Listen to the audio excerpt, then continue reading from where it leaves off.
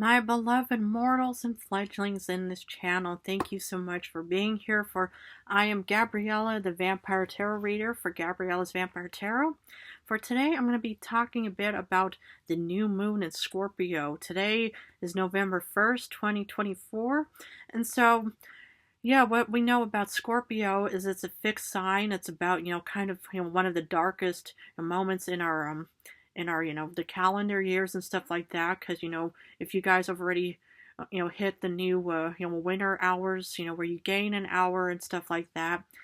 So but what is it about Scorpio new moon? Well, the thing is it's about how we have to come to terms with our darkest and most fearful thoughts and memories and occasions that we're dealing with, and it's about how we handle them. It's like if you have to overcome some obstacles of whatever could be causing immense fear and worries in your life, it's important to face them head on and not run away from them. So it's like it's important to kind of overcome this new moon with facing our greatest and darkest fears, because that's how we can pretty much grow and expand in this world and actually grow stronger from if we overcome our challenges, whoever and wherever you are and whoever's watching this video and channel. But for me, it was all about, when I, was, a young girl, I pretty much, open up this new tarot. This was going on like 300 years ago, and I was really uncertain about whether humans would actually accept tarot into their lives, because a lot of humans associated this with like paganism and witchcraft. I mean, I wasn't a pagan or witch back then, but I just always, took comfort into finding information about the future. And so I more or less taught some of these to some of these humans that were a bit biased towards me because, of course, anything new and uncertain causes fear. And we're kind of, a lot of humans, I'm sorry if you're all dealing with so much fear and drama and problems in your life.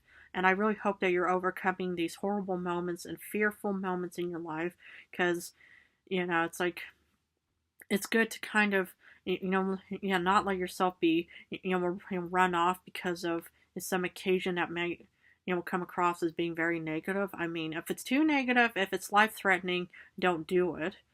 But, if it's something, that you really think, okay, I need to overcome something, it's such a great satisfying feeling, and to be able to to overcome something that once scared you. If you're afraid of spiders, for example, well, don't immediately start running towards funnel webs. Maybe hold a small little tarantula or something. But I'm just saying, is it's good, because then you get this real satisfying feeling that you said, yes, I'm stronger than who I once was, the day before yesterday, or even a half hour ago or something.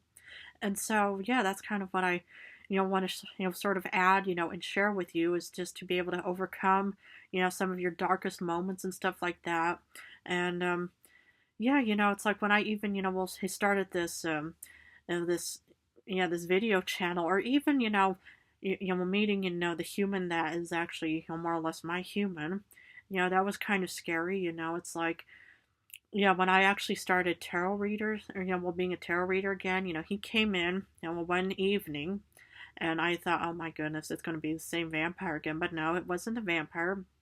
So, and I wasn't really around closing time. I was just kind of having a bit of a quiet evening. I didn't really have many humans that were interested in tarot readings that night.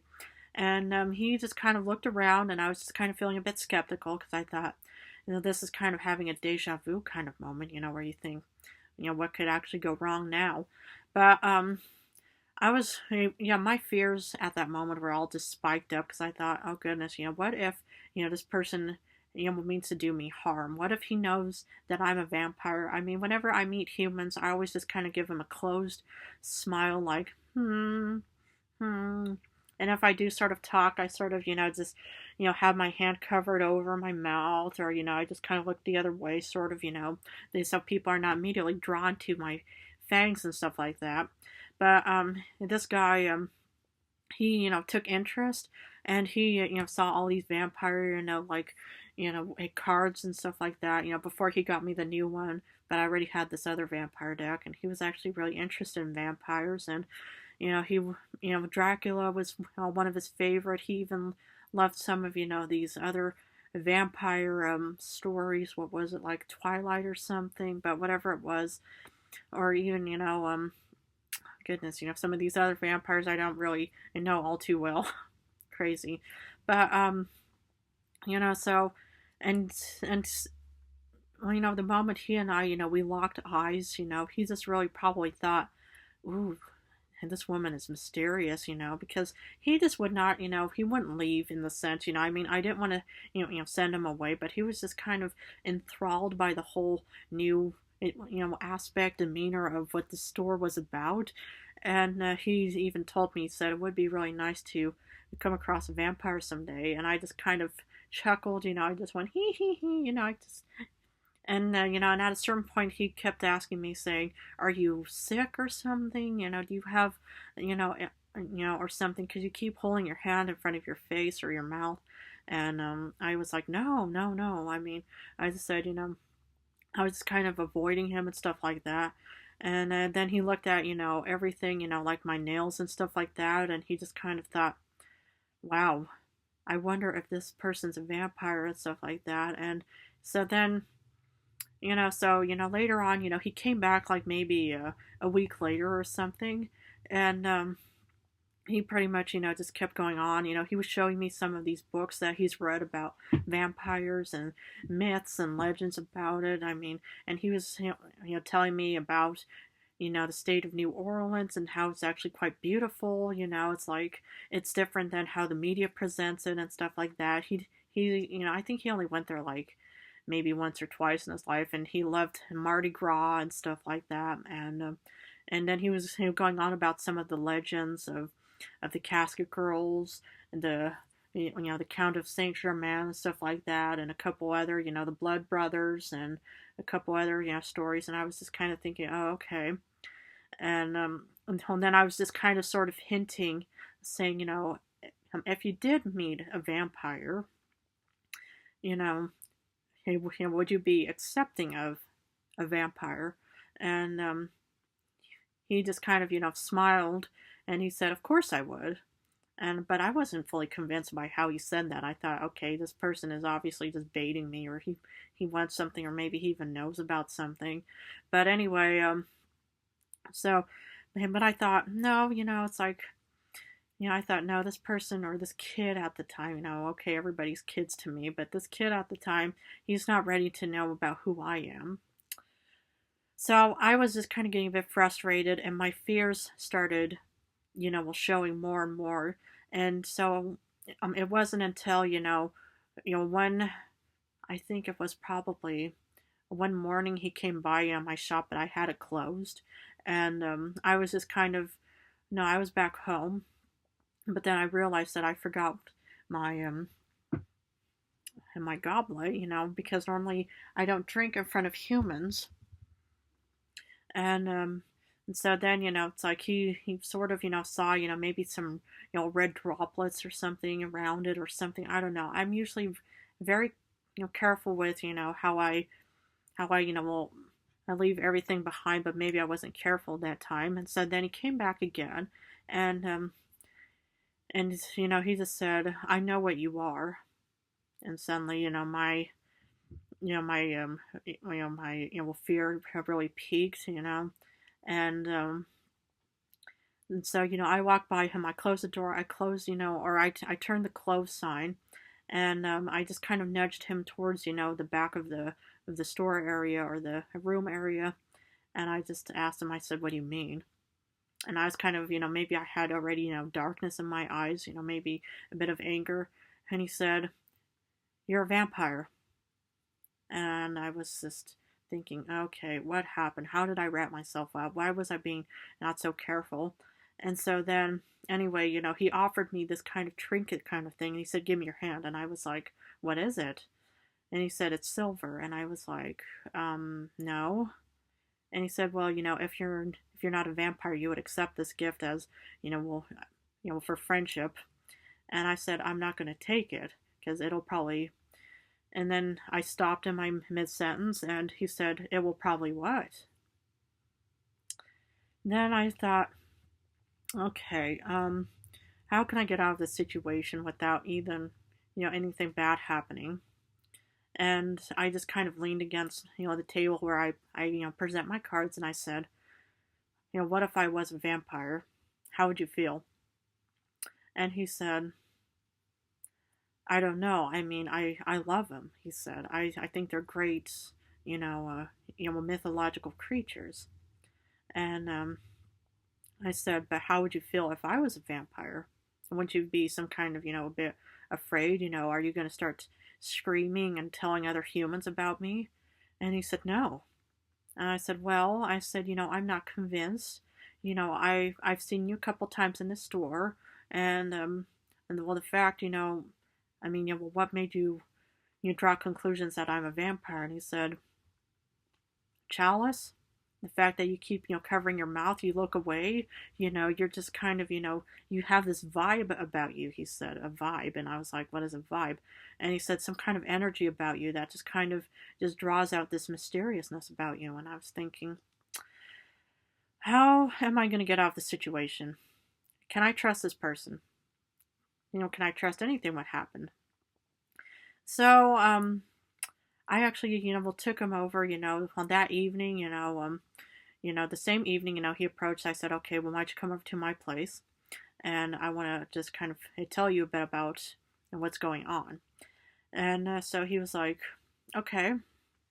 So I invited him into my home, and it was dark. I had my candles, out. It looks like a macabre kind of, those traditional things. I love the macabre decorations, and I don't have bats or spiders anywhere. Maybe they're around somewhere, but so I invited him in, and I showed him this chalice, and I said, "Was it this chalice that you saw?" And he was like, "That's the exact one." I was like, "Okay." So I brought him over to my living room kind of area, and I had him sit down next to me, and I said, if I'm whatever I'm going to tell you, you must make a promise of not running away screaming. Okay? I told him, I was kind of being a bit on the stern side, and he was just, oh yeah, yeah, yeah. And I said, look, again, do not run away right now, because it could end badly for for either me or you.